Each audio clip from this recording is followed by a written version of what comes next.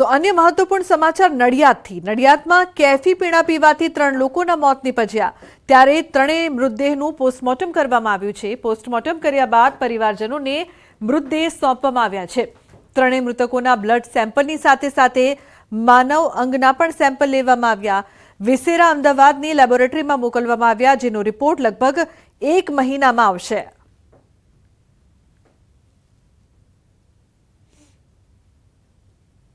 દર્દીઓના પોસ્ટમોર્ટમ માટે પેશન્ટ આવ્યા એ પહેલાં એક દર્દીનું તો જે જગ્યા હતી ત્યાં આગળ મૃત્યુ બ્રોડ ડેડ આવેલા હતા. બાકીના 2 અહીંયા લાસ્ટ કન્ડિશનમાં, જે ગાસ્પિંગ સ્ટેજ અમારું કહેવાય ને, કે અમે એમને CPR અને અમે બધી રીતે EC શોક આપીને અમે ટ્રીટમેન્ટ કરી પણ બચાવી શક્યા નહીં એવી કન્ડિશનમાં આવેલા હતા. અને પ્રાથમિક ધોરણે તો એમાં કશું કાંઈ બ્લડ સેમ્પલ લઈને મોકલી દીધેલા છે.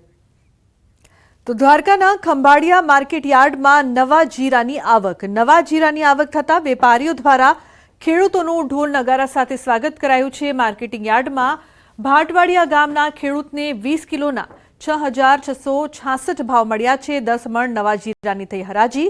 નવા જીરાનો સારો ભાવ આવ્યો છે.